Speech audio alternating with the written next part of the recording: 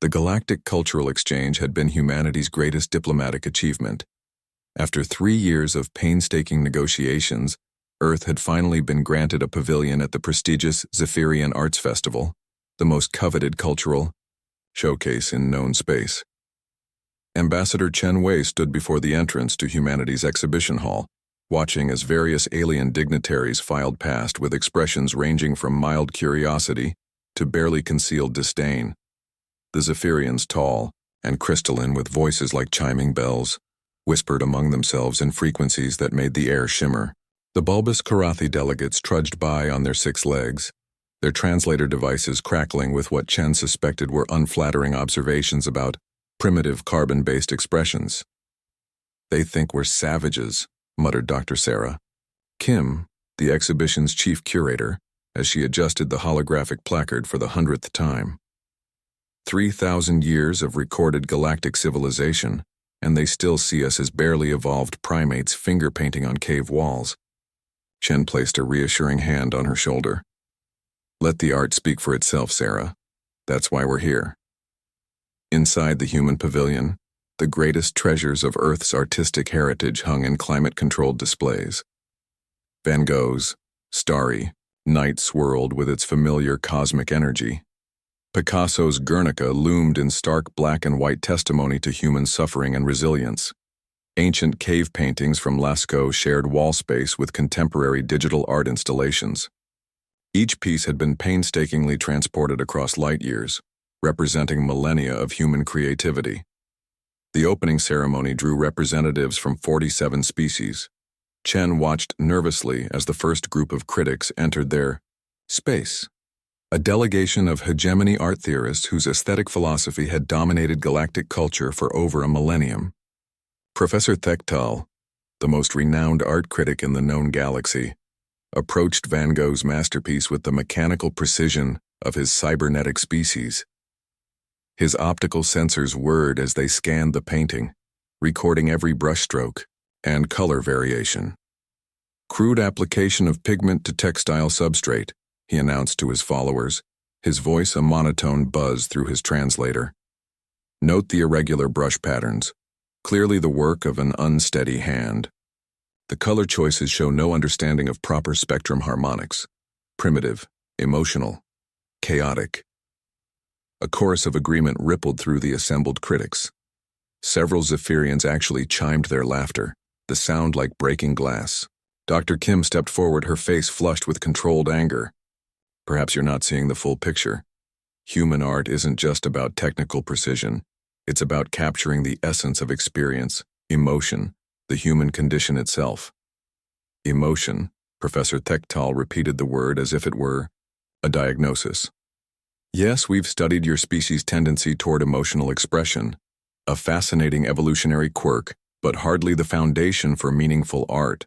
True artistic achievement transcends such biological limitations." As the critics moved through the exhibition, their dismissive commentary grew more pointed. Picasso's angular deconstructions were labeled mathematically imprecise. The Aboriginal Dreamtime paintings were deemed narratively incoherent. Even Michelangelo's David was criticized for its anatomical irregularities. Chen felt his diplomatic composure cracking as he watched humanity's greatest artistic achievements being systematically dismissed. But Dr. Kim surprised him by remaining calm, even smiling slightly as she activated her tablet. "You know," she said quietly to the assembled critics, "you're absolutely right about one thing. Human art is emotional, chaotic, primitive even. But you're missing the most important element." She tapped a command on her device. "It's alive." The change began subtly. Van Gogh's swirling sky started to move. Not just the illusion of movement the original created, but actual flowing motion. The stars pulsed with internal light. The cypress trees swayed in an unfelt wind, and suddenly the painting began to sing, a low, haunting melody that seemed to emanate from the very brushstrokes themselves. Professor Thektal's optical sensors refocused sharply. "What is this technology? Some form of holographic projection?" "No technology," Dr. Kim replied softly. "Just art. Human art. Across the room, Picasso's Guernica shuddered to life. The fragmented figures began to move, to scream silently, their geometric forms shifting and reassembling in an endless dance of anguish and defiance. The bull's eyes blazed with ancient fury, while the broken sword pieces slowly, inevitably, began to reform. But it was the cave paintings that proved most unsettling to the alien observers. The simple ochre figures of hunters and animals stepped away from their stone canvas, moving through the air itself, enacting their eternal chase in 3 dimensions. Their voices rose in a haunting chorus, wordless, but somehow conveying the hopes, fears, and dreams of humanity's earliest ancestors. The Zephyrian delegation stopped their musical chittering. Several Karathi critics actually backed toward the exit. Even Professor Thektal's mechanical composure flickered as his sensors struggled to process what they were recording. "This is impossible," he buzzed. "Art cannot be conscious, cannot be alive."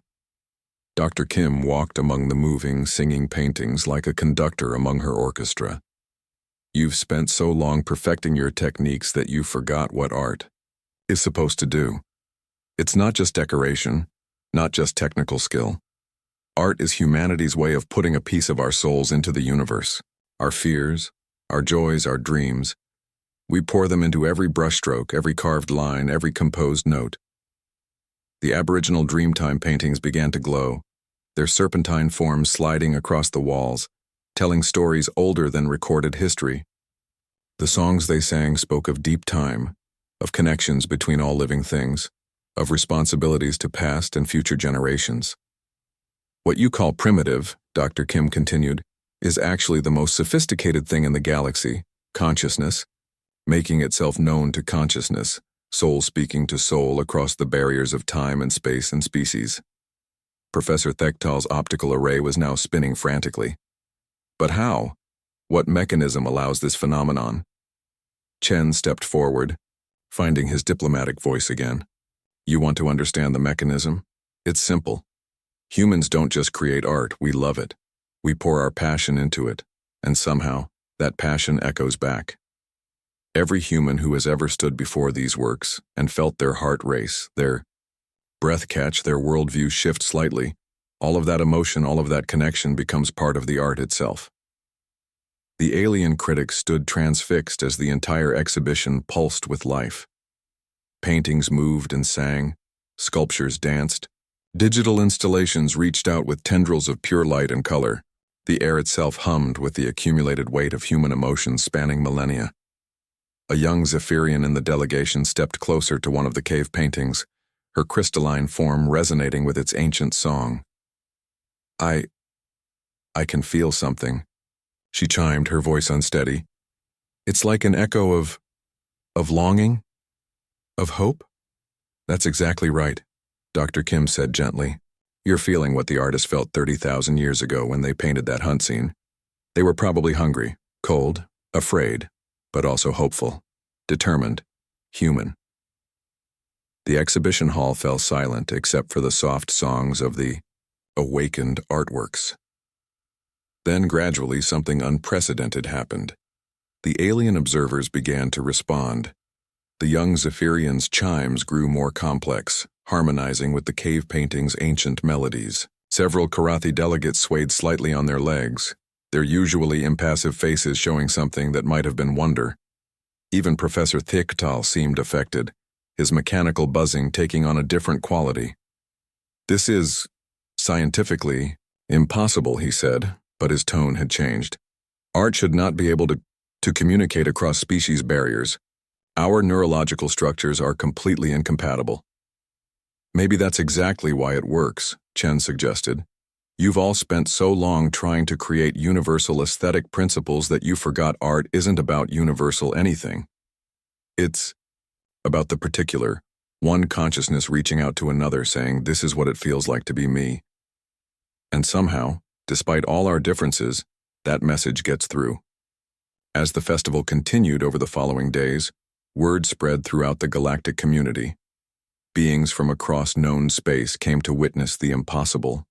Human art that lived, breathed, and sang its creators' souls directly into the minds and hearts of alien observers.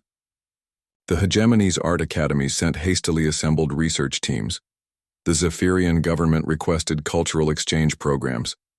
Even the notoriously reclusive void dancers emerged from their deep space habitats to experience what they called the singing pictures of the small loud species.